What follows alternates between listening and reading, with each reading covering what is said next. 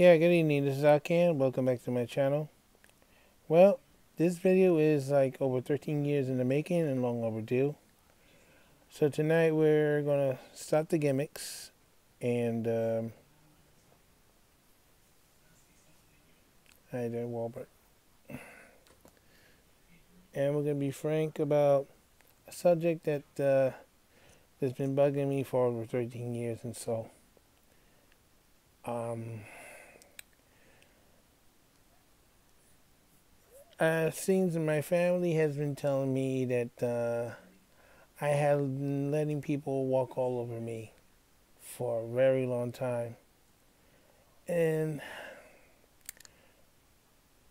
after seeing the situation with James, James Charles and Tiana Westbrook, I thought it was time to make my own video and time to call somebody out. Several people, in fact. Two city agencies, the state of New York, and some politicians. And I'm sorry if you were expecting Donald Trump to be named this whole shebang. No, it's not about him. It's about something that happened a long time ago, and I think it's time to come clean. Now, the reason why I'm wearing this thing today is when I was living in Queens, that's when the situation happened. So, it's fitting to have this. So, for years, the authority, I have always have a problem with some supervision that likes to walk all over people, including me. Not the first time, but unfortunately, events from a specific incident in 2005 is probably pushing me over the edge. And it's driving my family crazy. Because sometimes they don't know if Dr. Jekyll or Mr. Hyde is coming out of that room every morning. So, what am I talking about? All right, let's go back to December. December 20th, I think it is. The first day of the transit strike. It was great. We were on the picket line in Astoria. Everything was fine. And just at near the end, no, we were getting a lot of cooperation from the public, the police. Everything was great. On that picket line, near the end of the night, some jackass comes up and spits at us. He missed, but the spit landed closest to me. And in my mind, this clown jinxed me. That's the start of a bad omen. Well, it did turn out to be a bad omen. Because I made a mistake of coming home before 9 o'clock.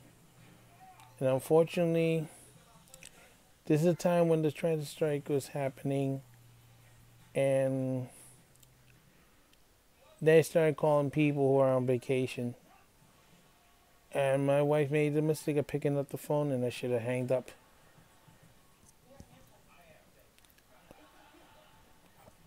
I would have only lost $500, the maximum from this thing.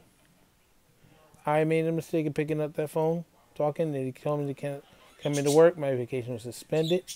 I tried to book off sick, and they gave me the ridiculous riot act. But I still went to the doctor. I got the doctor's note anyway, just in case, because I was having problems with my left arm, probably from all the handbrakes pumping. Unfortunately, I did something I shouldn't have done. Scabbing.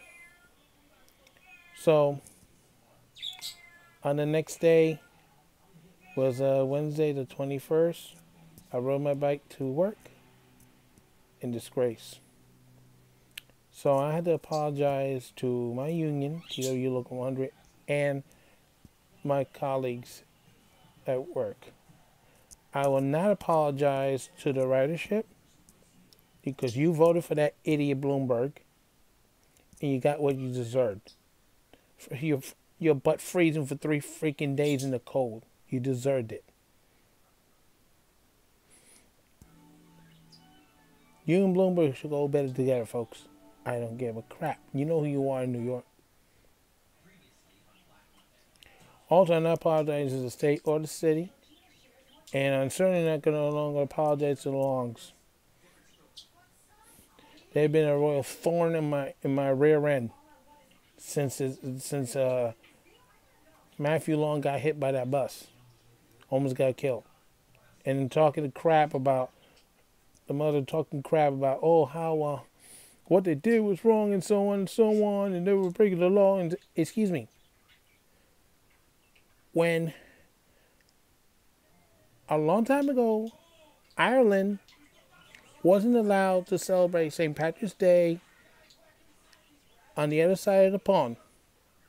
That was considered illegal. And in fact, they wasn't supposed to allow to celebrate it here when it was the colonies. You guys broke the law yourselves. Because that's how the British got you guys to come over here to fight the Revolutionary War. They promised that if you came to fight the Americans, or whatever we would call back then, that they could celebrate their St. Patty's Day parade on the 17th. So the parade on this part of the world at the time was illegal. So don't tell me that we broke the law and you didn't break the law. You broke the law just the same. And your husband was a member of the Republican Party, and he didn't do nothing about changing the tail law. So whose fault is that? That your son got run over the bus.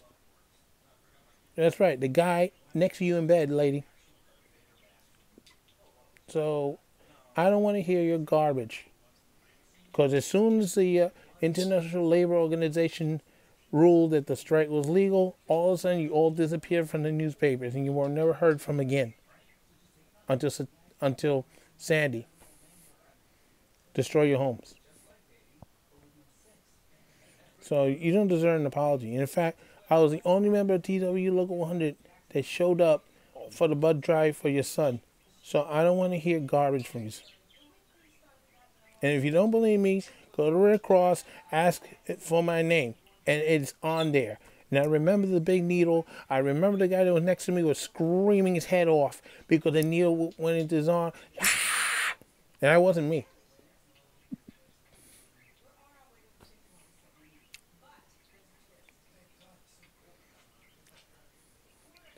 Another person that I have a problem with is this Peter Calgo clown.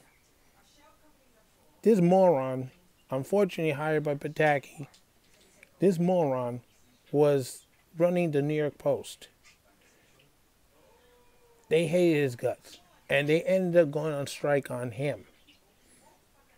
And Rupert Murdoch had to come, take the company over, and unfortunately fire all the employees that were on strike. So I guess they got the impression, probably got the impression, that because Calgo had people on the Post fired, that transit workers going to get fired too. That's not how the tail law works. You didn't get fired from the tail law. That was another law that was replaced by the tail law. I don't remember what it was called. But the fact is, no, it's only a fine.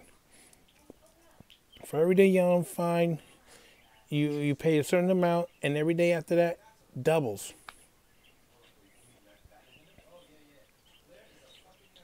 And this clown, Peter Calico, by the way, he had 9 easy passes. Why does he need 9 easy passes on his vehicle? And you're talking about people taking advantage. He took full advantage, folks. He went on the Triborough Bridge and Tunnel Authority like crazy with those vehicles. Another person I have a problem with is Bloomberg. This is another idiot. And this guy tried to run for president, and he failed. And he tried to run for mayor with different titles. Democrat to Republican to Independent, back to Republican, back to Democrat, back to a nutcase, which he is. You're part of the reason why the strike happened, because you can't you butt in when you don't belong. But yet, when there was a bus strike in 2003, you were nowhere to be found. You forgot that? The private lines? Man, that's why you threw the private lines into the MTA. And that's another reason why they're having financial problems, because of you. Yes, Michael Bloomberg, you. That's something in me and Trump we agree on. You're the problem. You should be called out because you're a stupid idiot. You might be a great businessman, but a stupid idiot. That's the reason why you're having financial problems in the NTA. Everybody forgot that you forced this agency to buy 7 private bus lines. And a lot of the money that should have gone back to the subway system ended up going to the private line. Then, of course, you got, what's his name, Lawrence Reuter. Another genius. I can't stand him. I hate his guts. And there's questions about his integrity too, because he left Washington in a hurry when he was the general manager over there. Something happened to a train, and the engineer or the motorman or the train operator was killed. He left in a hurry to take this job in transit. Yes, he put the CBTC in place, and he put out though, but he's also responsible for the transit strike. He's responsible for the problems with the CBTC dragging on so long for 8 years, and then they thought they could do it again with the 7 line. And then you have freaking pissed off Andrew Badford to the point that, if you don't fix this thing, you're out by the summer. So you think you got away with it with Lawrence Reuter and all these other TA presidents before Andy Bedford? You think you were going to do it with him too? You had another thing coming. And Bombardier, or what the hell you call yourself, you should be doing the same thing. Watch your back, because he's going to fix you too. You and your poor well design train. Also, there's another idiot, Kevin O'Connell. Yes, dude, you were the head of RTO at the time of the strike. There's some questions about you, pal. First of all, some of the stuff you wrote down on that bulletin turned out was illegal. And you knew there was an arbitrary decision from the 80s saying that you cannot cancel vacations, but you did it anyway. You didn't give a shit, pal. Maybe because you have a drinking problem, or all because you're Irish. I shouldn't assume you have. I'm not assuming. It's a known fact that you had a drinking problem. And the crazy thing is, here it is, you with a drinking problem and the head of RTO, the same organization that had a motorman crash his train at the 14th Street rail disaster. Who is stupid enough to put a drunk in charge of RTO when they already had an incident with a drunk motorman? It just boggles the mind. I just don't give a shit if you're alive or not, and I don't give a shit if your family gets upset about it. Because guess what? After all the bullshit that you guys put me through, it's a good chance I might take your ass to court. Because I don't see why I had to come home with a small pension, and this guy on Long Island Railroad gets a huge pension. Now it's like between $31,000 and $38,500 a month. It was a management. I thought it was an hourly. No, management. You're the problem. Not the employees. You're the problem. All these people that I mentioned, you're the problem. You need to be held accountable. And there's no reason that Calico and O'Connell and Lawrence Reuter and Mike Bloomberg could get away with all this crap, nothing happens to them. They have to be held accountable. You're the reason why the strike happens. And there's a lot of other players too that I can't think of their names right now. But, you're freaking all pissing me off. You forced me to go underground. You forced me to cross the picket line. You made me lose a future position in the union. I can't run for another union office anywhere. So, you screw me out of a lot of opportunities. You screw me out of money. You screw me out of my dignity and my self-respect. Everybody complains about James Charles, but you're just as bad or worse than he is. He's only 19. You're the adults. But you thought it better is to screw people over. And that's exactly what you all did. You screw me over. You screw everybody else over. Then you try to say, oh, it's the employee's fault. No. It is not the employee's fault. You wonder why there was a strike? Lawrence Reuter was very abusive with his anti-union policies. They were writing people so many times that they didn't have enough people to test for the FDA drug test. And FDA, I understand, was going cuckoo and say, why is the number so low? Could you imagine it when they double the drug test now and all of a sudden the discipline was going way up high? FDA would have another freaking fit. And FDA usually don't say much. They just ask for, okay, let's put a black box here or a radar gun here or something. And then you're screwing them to the point that the numbers are coming down. And it's not because people are using the drugs. It's just you have people getting suspended, handing it out like a candy.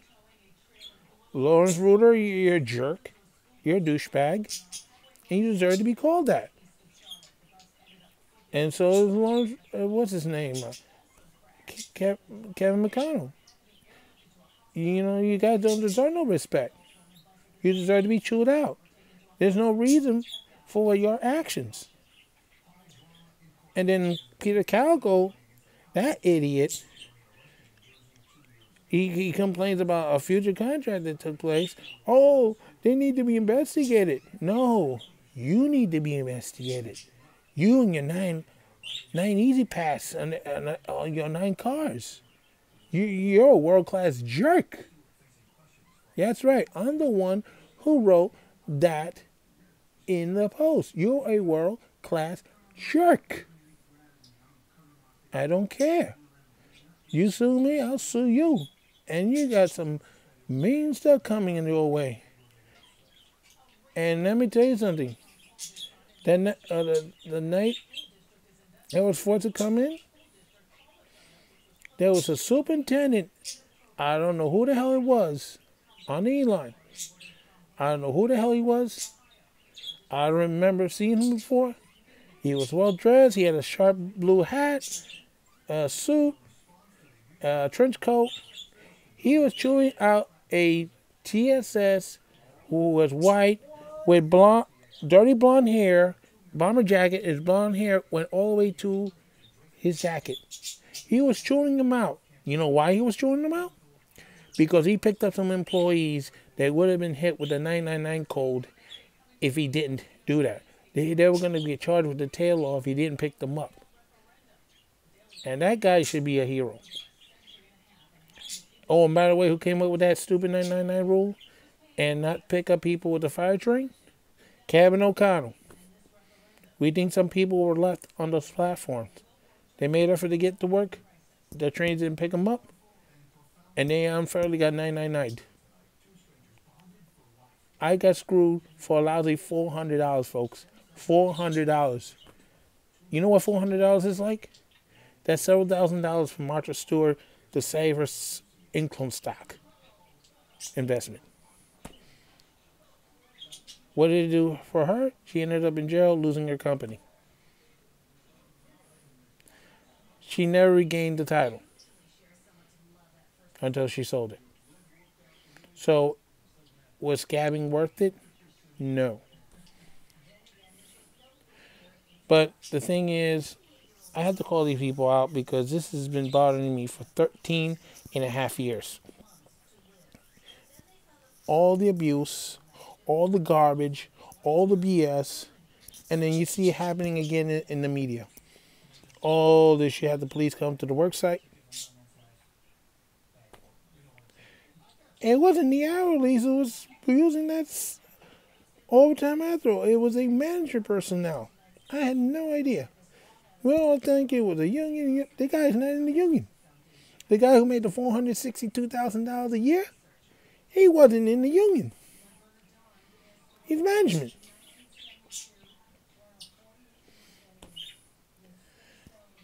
Before they start looking at the blades, they have to look at each other. That's how he got away with it, folks. He's in management. He wasn't an hourly.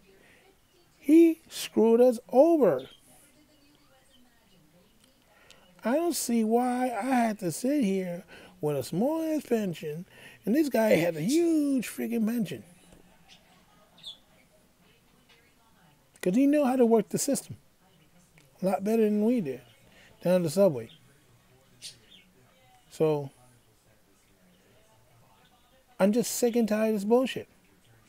I'm sick and tired of the Lawrence Reuters. I'm sick and tired of the Kevin O'Connells. I'm sick and tired of Peter Calicos and the Bloombergs and all the other little players in between who come to screwing people over. I lost everything because of that strike. I know people lost their jobs, but the fact is, the International Labor Organization, years later, ruled the strike was legal.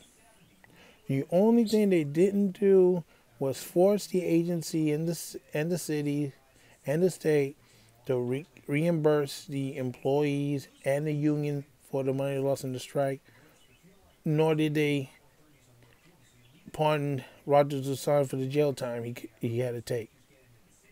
He didn't deserve to go to jail. That was a dumb move from an individual that could have been in the firehouse and gotten to work the next day without any problems at Fire Island. But no, he wanted to show these transit workers a big lesson. Almost getting yourself killed. Wow, that's a big lesson, eh? Matthew Long?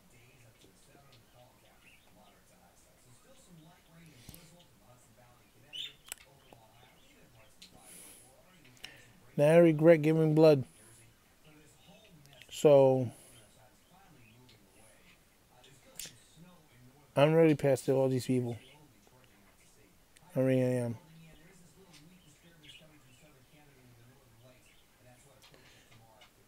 I'm just really angry. And all the problems that continue to happening to me to now. I have to go to therapy. And I nearly came to have a freaking breakdown the other day. This is the first time I'm mentioning this. But it turns out I've been having these things now and then. Maybe the 12-9s, maybe the assaults, all the abuse. All that adds up. All that gets into your mind and starts causing problems. And of course, adding the fact that we have to move out of here doesn't help the situation. But I don't see why these people think they could get away with it and think nothing's going to happen to them. Sooner or later, it is going to come up and catch up to you in the end. So, when my situation is cleared up and my head is clear, you damn right I think I'm going to be taking your asses to court. So this is Al Can saying so long for now. Don't forget your stop. If you like, hit the subscribe and follow me, whatever. I would love to have a lot of extra people. So, good night.